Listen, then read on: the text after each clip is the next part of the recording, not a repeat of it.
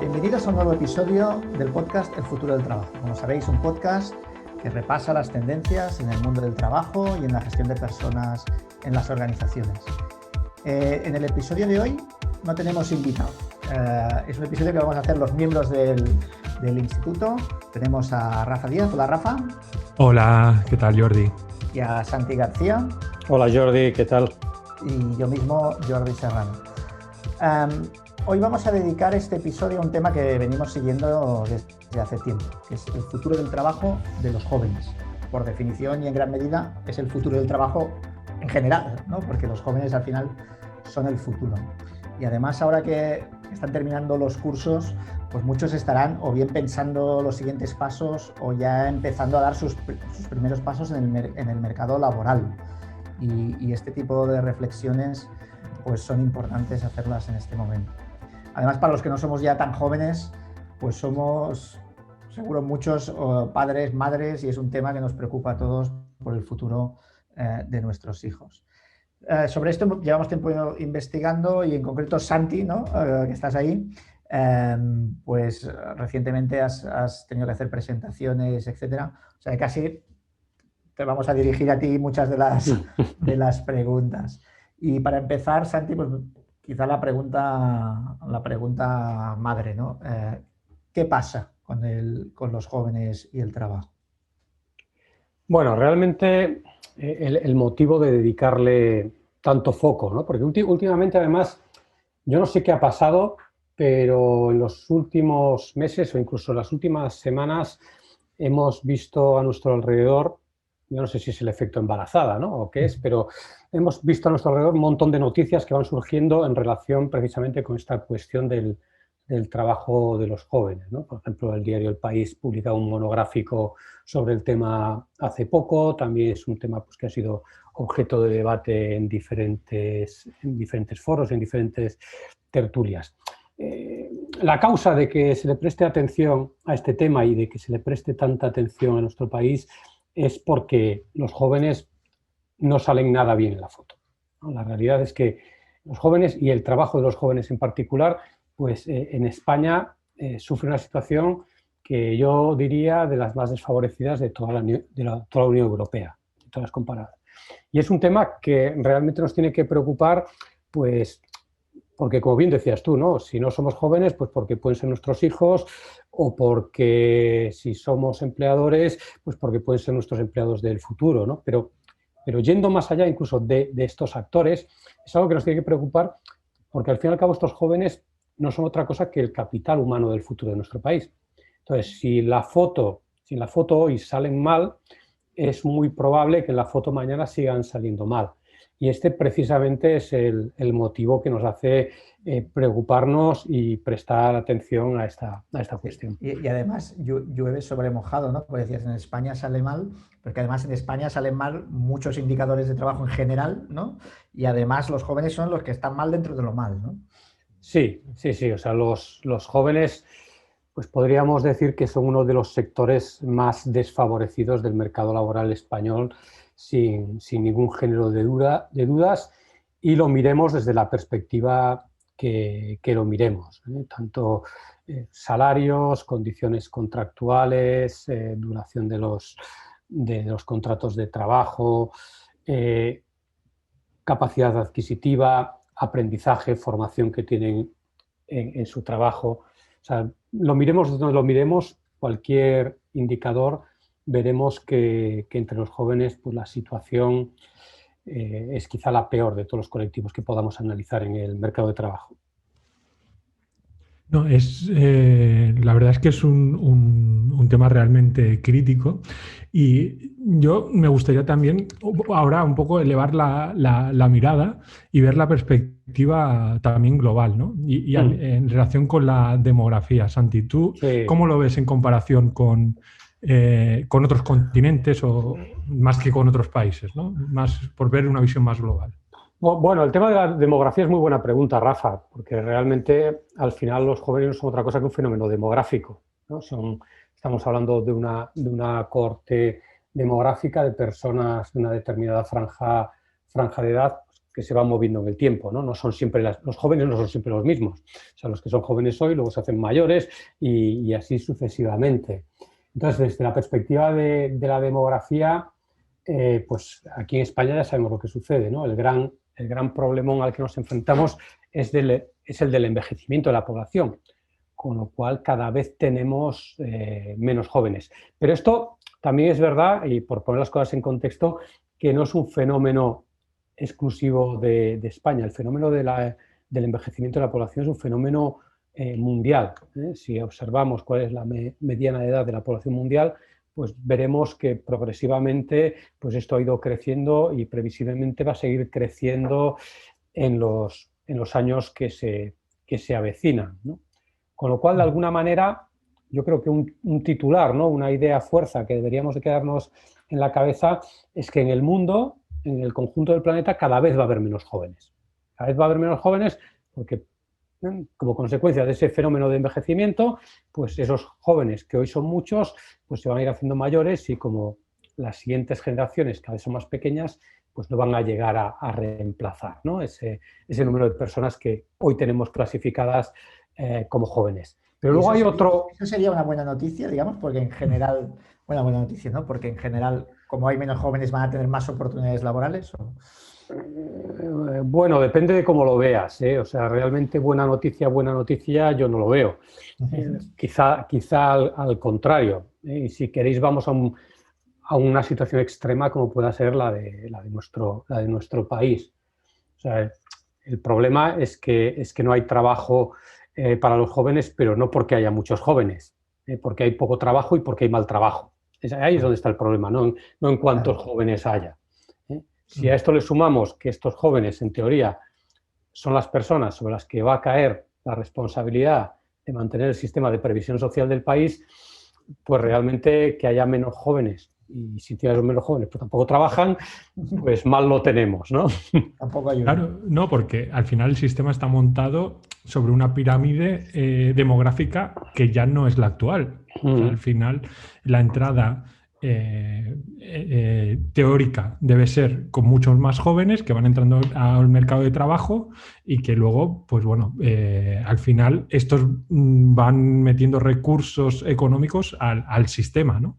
Pero claro, si estos ya no tienen trabajo y encima son menos, pues claro, la perspectiva tampoco del sistema no es muy alentadora. Pero además que es que aunque sean menos, aunque cada vez sean menos, ni descienden las tasas de desempleo, ni se incorporan antes al mercado de trabajo, ni la tasa de subempleo desciende.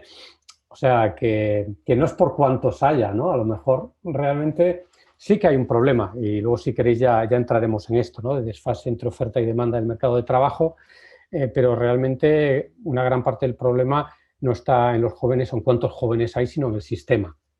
Claro. Sí, es un tema de sistema. Y por aprovechar, y ya hablando de sistema también, y en relación con la educación, Santi, ¿cómo ves tú la educación de los jóvenes? Bueno, esto es uno de los motivos, ¿no? de la situación laboral de los jóvenes en España, ¿no? Y es el desajuste que observamos entre lo que es la oferta educativa, ¿no? Lo que son las capacidades, las competencias que adquieren los jóvenes durante su fase de escolarización, bueno, durante su vida escolar o su vida educativa, y luego lo que están demandando los empleadores, ¿no? O sea, nuestro modelo de aprendizaje, ¿no? El modelo de enseñanza sobre el que todavía está construido pues, una gran parte de los programas que siguen la mayor parte de nuestros jóvenes, tanto en el colegio como en la universidad, etcétera, pues están basados en modelos memorísticos un tanto anticuados, ¿no? Cuando tú hablas con los empleadores, y aquí si queréis pues me remito al estudio aquel que hicimos, ¿no? Sobre el reskilling en las empresas españolas frente a la revolución del reskilling, pues nos decían que sobre todo lo que necesitan en las personas en general, y los jóvenes pues clarísimamente también, es sí, que conozcan de lo suyo, ¿no? Que sepan de su profesión, pero también, oye, pues que posean una serie de capacidades que les permitan colaborar, ¿no? Estas famosas soft skills, y luego también un modo de pensar determinado que les ayude a funcionar bien en estos entornos en rápido cambio de alta ambigüedad, ¿no? Y estas capacidades, ¿no? Si queréis un poco menos o más soft, ¿no? Más líquidas, es algo que hoy por hoy todavía nuestro sistema educativo pues no acaba de transmitir. Y a esto habría que añadir un segundo factor que también es importante, y es que nuestros jóvenes, a diferencia de los jóvenes de otros países, pues son de los que se incorporan más tarde al mercado laboral, ¿no? Podrías decir, bueno, en la escuela, ¿no? Me enseñan únicamente matemáticas y no se meten con estas otras cosas, pero bueno, como yo desde los 18 años voy haciendo trabajillos, ¿no? Y me voy enfrentando a la vida y voy entendiendo cómo es el mundo laboral, pues este otro tipo de capacidades las voy adquiriendo de otra manera. Pero en nuestro caso, ni una cosa ni la otra, y así es como estamos. Sí, y además cuando se incorporan, ¿no? Se encuentran un festival de trabajos precarios, de poca duración, que también les complica todavía más el aprendizaje, ¿no? Sí, ese es otro factor súper importante, ¿no? Es difícil decir cuál es el más importante, porque al final todos están enlazados con todos, ¿no? Y es muy difícil decir, no, este es el tema sobre el que hay que actuar. Probablemente tendríamos que actuar sobre todos. Lo que dices tú tiene mucho que ver con el carácter dual que tiene el mercado de trabajo español como consecuencia de las normativas laborales que se llevan aplicando aquí durante muchísimo tiempo, ¿no? Y además esto se lleva aplicando sea del color que sea el gobierno que vaya pasando, ¿no? Aquí en España tenemos como dos mercados de trabajo, podríamos hablar de más, ¿no? Pero como dos grandes, ¿no? El mercado de los trabajadores indefinidos, ¿no? Permanentes, etcétera, y luego el mercado de la temporalidad. Y normalmente el joven que se incorpora al mercado de trabajo tiene muchas más probabilidades que le toque este mundo de la temporalidad que el mundo de los trabajadores indefinidos. Y una vez que caes ahí, es muy fácil que te quedes atrapado. O sea, lo que vemos es que los contratos son de una duración tremendamente baja, los contratos temporales, una duración tremendamente baja. Veremos ahora si incluso todavía baja más, ¿no? Con estas dificultades que ahora ha impuesto el gobierno a la hora de despedir a los trabajadores que están contratados de manera temporal, a ver si para evitar tener que recurrir a despidos dicen, no, pues entonces ahora lo que hago son contratos todavía más cortos, ¿no? Y así no es que despida, es que llevo el vencimiento y sustituyo a uno por otro, ¿no? Entonces se crea un ciclo muy malo, ¿no? Donde esas personas, primero, pues no tienen ninguna seguridad de continuidad en el empleo, con lo que, bueno, pues qué decisiones de vida van a tomar esta gente cuando no saben lo que van a estar ganando la próxima semana o el próximo mes o el próximo trimestre. Y luego también que las empresas pues apenas invierten en la formación de este tipo de personas que saben que les van a rotar cada muy pocos días o muy pocas semanas, ¿no? Y eso lo que hace es perpetuar todavía más la brecha. Os he dejado sin palabras. Sí. No. Ya estaba en mute, que es un clásico hoy en día. Sí. Además, con sobrecualificación, ¿no, Sandy? Claro. Sí. Bueno, a ver, es otra manifestación más de ese desfase del que os hablaba antes entre lo que ofrece el sistema educativo y lo que demandan las empresas, ¿eh? O sea, aquí yo creo que a lo mejor un poco de herencia, ¿no? de la expansión económica española en los años 60, 70, ¿no? Cuando todo el mundo quería que sus hijos pues, tuvieran un título universitario, pues yo creo que algo de esto nos ha quedado aquí atrás y todo el mundo quiere que sus hijos hagan carreras universitarias cuando realmente el mercado no demanda tanta gente con carreras universitarias, ¿no? Aquí, por ejemplo, y puede ser un tema discutible, pero por ejemplo en países como Alemania, Holanda, donde esto lo tienen bastante resuelto, ¿no? O sea, ellos directamente tienen unos números clausus establecidos muy estrictamente desde las fases más tempranas, ¿no? de la educación. Luego sí que es verdad que hay fórmulas de trasvase, pero que no son sencillas, y con eso ya van ajustando un poco, ¿no? Lo que es la oferta y lo que es la demanda, pero aquí no, aquí es barra libre. Aquí todo el mundo puede hacer carreras universitarias, de manera que lo que nos encontramos es cuando vamos al mercado, que más de un 30%, que más de 1 de cada 3 personas que tienen un grado universitario en nuestro país está trabajando de cosas para las que no se necesita este grado universitario, ¿no? Y ese es el problema, porque luego a esto se añade otro fenómeno que es muy curioso, ¿no? Y yo, que me consta que me escuchan muchos empleadores, yo creo que es un tema sobre el que a lo mejor muchos no han pensado, y es en qué medida estos empleadores están pidiendo, son ellos mismos los que piden, para determinados trabajos, unas titulaciones que realmente no se necesitan para ello. Porque cuando tú haces esto, cuando tú incorporas a tus políticas de reclutamiento un listón que dices, el que no tiene este grado, aquí no entra, aunque sea para hacer algo que no tiene nada que ver con su titulación universitaria o para lo que no sea necesario ningún grado universitario. Lo que estás haciendo es ampliar la brecha y excluyendo a la gente que no tiene este nivel de estudios. Lo tienen todavía mucho más difícil. Si vemos los datos en España, y ya sé que el desempleo juvenil es una barbaridad, ¿no? Estamos ahí en el top europeo. En el top europeo, ¿no? Si esto lo desglosamos por niveles de estudios, ahí vemos dónde está realmente una de las grandes diferencias. Hay una diferencia muy grande entre las tasas de desempleo entre titulados universitarios y gente sin estudios, ¿no? Porque esa es otra. Este modelo, una de las cosas a las que está llevando también es que España, al mismo tiempo que es uno de los países con más número de titulados universitarios, también es uno de los países con unas mayores tasas de fracaso escolar, ¿no? De abandono escolar. O sea, que ya me diréis, ¿no?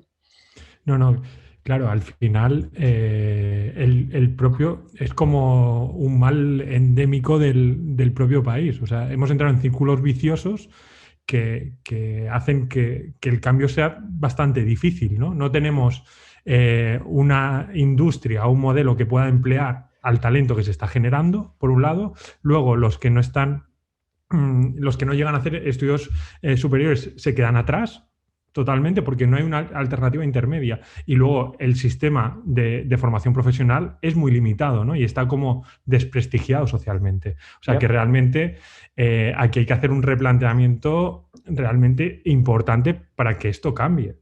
Totalmente, porque además hay una cosa que no hemos comentado hasta ahora, y es que a pesar de todo este panorama que hemos contado, hay muchas empresas que hoy por hoy todavía se las ven y se las desean para encontrar gente, ya sean jóvenes o no, con las capacidades que necesitan. O sea, es tremendo, ¿no? Que habiendo este exceso de jóvenes, estos universitarios, habiendo estas tasas tan elevadas de desempleo juvenil, sin embargo, las empresas no encuentren personas con el nivel de cualificación que necesitan para llevar a cabo las tareas que tienen que llevar a cabo en sus empresas. Y muchas veces son titulados de formación profesional, lo que están buscando estas empresas. Sin embargo, también dentro de la formación profesional hay que ser selectivos. O sea, no cualquier grado de formación profesional es una formación profesional que tiene salida en el mercado.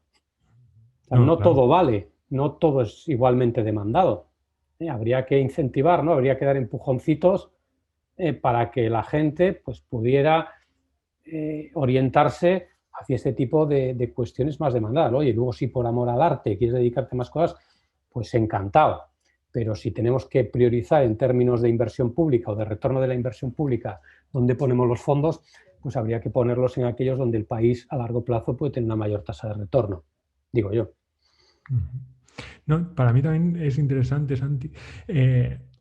También o sea, dentro de estos trabajos que se crean para las personas que pueden trabajar y cuando llegan, otro problema que se encuentran es el choque que hay de valores y de visión y de cultura a la hora de encajar dentro de la organización. O sea, realmente ellos están educados, o sea, los que hacen educación superior y están preparados y pueden tener acceso a estas posiciones, llegan al mundo laboral y de repente se encuentran un choque donde para todo eso que han estado preparados, pues se encuentran que realmente lo que tienen que hacer en su puesto de trabajo pues son trabajos bastante básicos, ¿no? O sea que también esto yo creo que es como un plus a toda esta situación, ¿no? Sí, pero incluso te lo extendería, ¿eh? O sea, ya no solamente digamos que les chocan las tareas que tienen que hacer, que dicen, bueno, esta tarea qué sentido tiene, ¿no? Sino el conjunto de la forma de trabajar en las empresas, ¿no? O sea, la gente está acostumbrada a funcionar de otra manera, a relacionarse de otra manera. Claro, esto no lo ven reflejado. La forma en la que ellos se relacionan con sus amigos, incluso con sus familias, fuera en la calle, en las empresas es de una manera muy distinta. Y esto sin duda pues les choca mucho, ¿no? Sí, no sé cuánto también ha podido ayudar a esto en el sector nuestro. Se habla mucho tiempo, se ha estado hablando de las generaciones y los millennials y ahora son los Zetas, etcétera, ¿no? Y a lo mejor, ¿no? También hay muchísimo mito en todo esto y a lo mejor estamos olvidando la parte importante, ¿no? Que es, oye, que tengan un contrato que les permita tener cierta estabilidad, etcétera. Y entendemos que esta generación, pues lo que quiere a lo mejor son máquinas, hay mesas de ping-pong y cosas de ese estilo. Bueno, Sí. pero que tampoco son mesas de ping-pong. O sea, al final lo que quieren es vivir por lo menos como sus padres, ¿no? Exacto. Sí, pero el gran problema es este, ¿no? Que estamos ahora ante una generación que probablemente pueda ser la primera que va a vivir peor que vivieron sus padres, ¿no? Y esto sí que es el gran reto. De todas formas, sí que es verdad que esta situación de la que estamos hablando, esta temporalidad, esta precariedad, este desfase, ya lleva tiempo ahí. O sea, no es nada nuevo, ya lleva tiempo ahí. El impacto que, por ejemplo, tienen en los jóvenes en nuestro país las crisis, que es mayor que en otros países precisamente debido a esa dualidad en el mercado de trabajo, pues ya lo vamos observando desde la crisis del año 93. O sea que es un problema que tenemos ahí y que ha afectado a gente que en su día fue joven y que ahora ya no es tan joven, pero que esas generaciones han ido arrastrando parte de esas cicatrices, ¿no? provocadas por las crisis. Pero sí, no, o sea, a ver, funcionar con etiquetas, con estereotipos normalmente no es de ayuda, pero los datos sí que es verdad que son lo que son. Y lo que os decía al principio, yo creo que lo que no tenemos que olvidarnos es que al final el trabajo de estos jóvenes es gran parte de nuestro futuro. O sea, es su futuro, sí, pero su futuro es nuestro futuro. Si ellos son los que van a tener que mantener el sistema de pensiones, hablaban el otro día de que la pensión que reciben los nuevos pensionistas ya es superior al salario más frecuente, ¿no? Dices, claro, cuando empiezan a pasar cosas de estas, dices, joder, aquí hay unas tensiones que ya veremos cómo se resuelven, pero algo va a haber que hacer porque si no esto va a saltar por los aires, ¿no? O sea, son señales clarísimas. Entonces yo creo que por eso es importante que haya un movimiento hacia consensos, ¿no? A buscar soluciones. ¿Sabes? Es como el tema de la educación. Si nos paramos a pensar cómo se ha tratado el tema de la educación, en lo que llamamos de democracia, llamamos 8 leyes de educación. Pim, pom, pim, pom, pim, pom.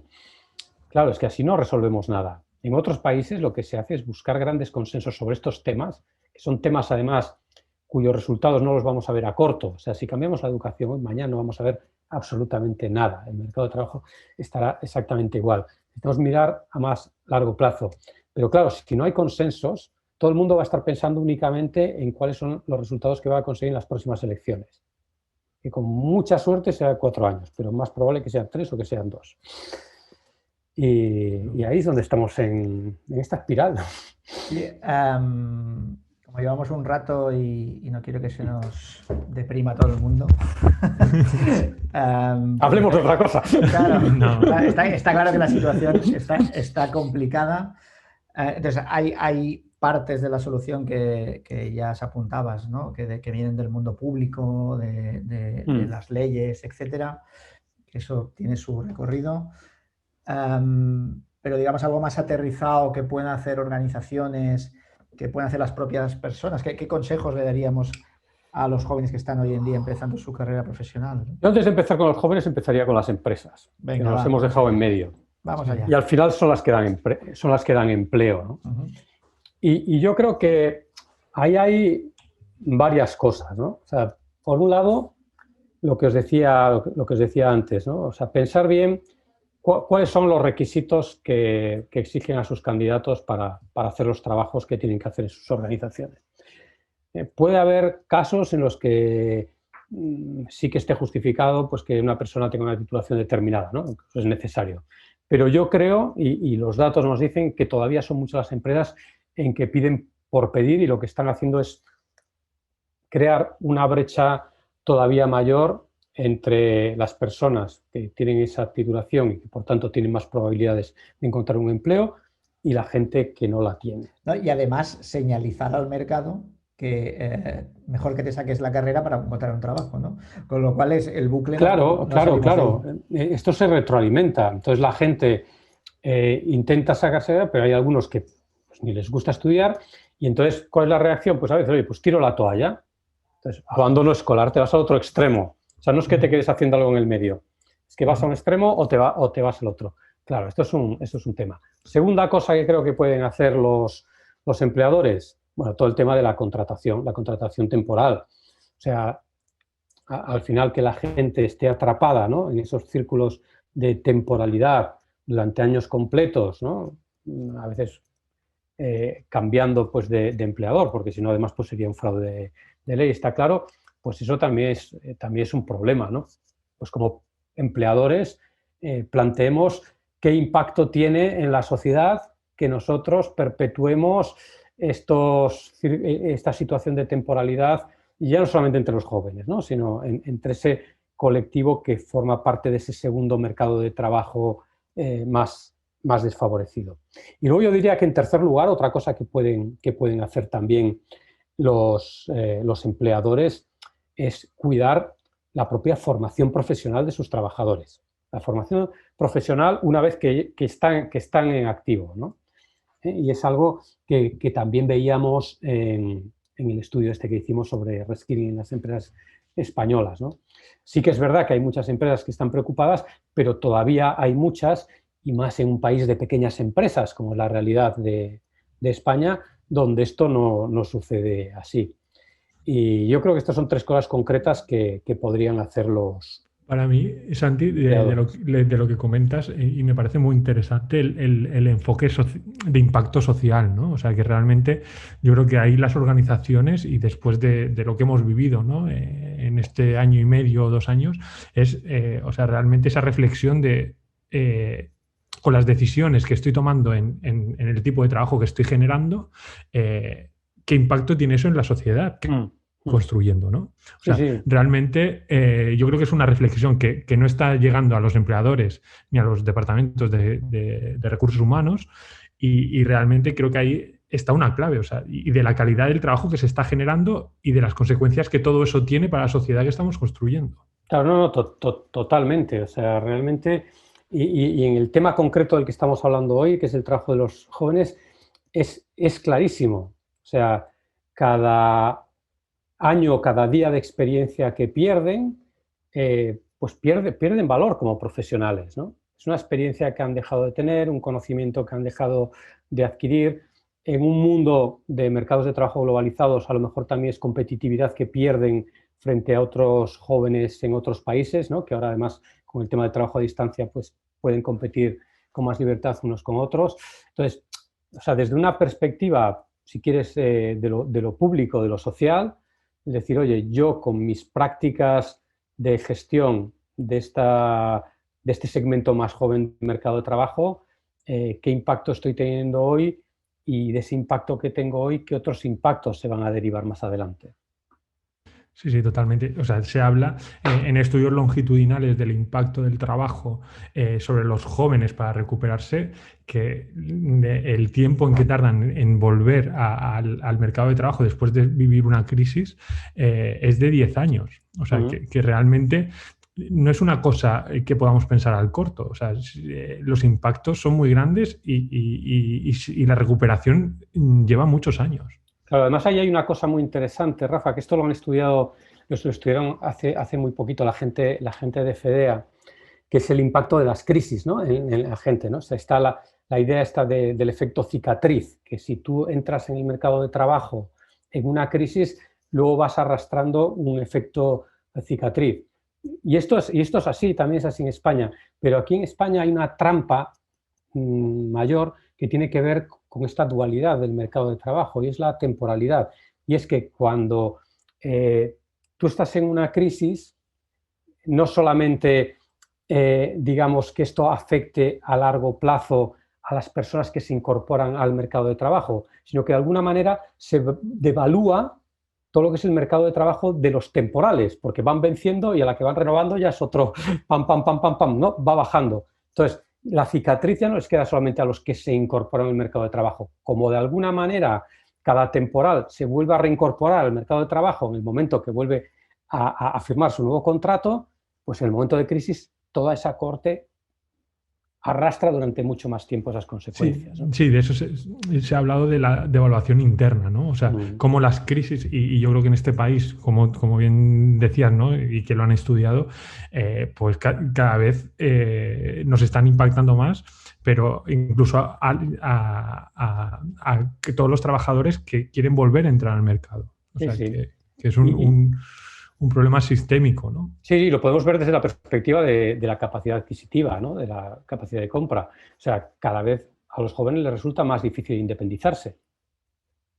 Les es más complicado conseguir los ingresos necesarios para poder independizarse, para poder cubrir una vivienda. Esto es una realidad. Un alquiler, porque de compra ni hablamos. Sí, bueno, de compra ya... Bueno, chicos, para volver al positivo, ¿vale?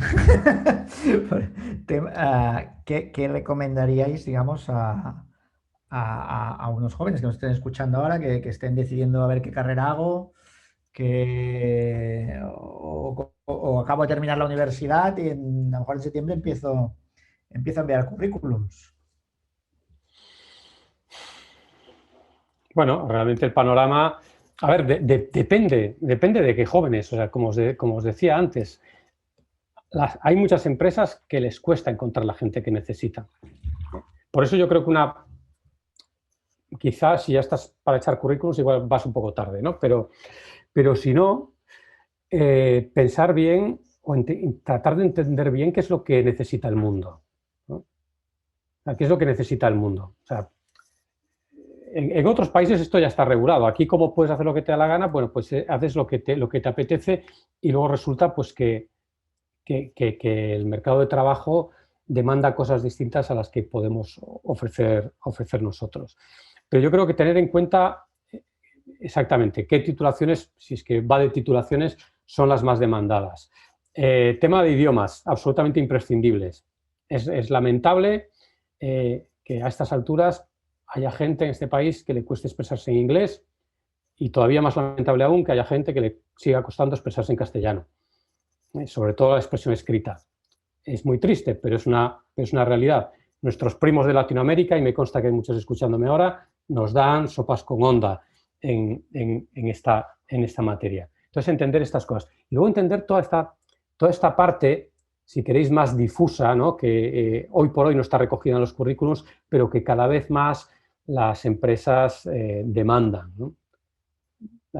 Las empresas buscan gente capaz de colaborar, gente generosa, gente con empatía, y luego también gente creativa, ¿no? Gente que además pues tenga ese espíritu crítico, que se pueda cuestionar las cosas, por mucho que esas cosas lleven siendo así en esa empresa durante muchísimo tiempo, ¿no? Yo creo que esta es una reflexión que tienen que hacer los estudiantes, evidentemente, pero tienen que hacer también los padres y tienen que hacer también los educadores. Porque al final pasarles la responsabilidad a los jóvenes es muy fácil, pero los jóvenes se han encontrado el mercado de trabajo que les hemos construido nosotros, no nos olvidemos.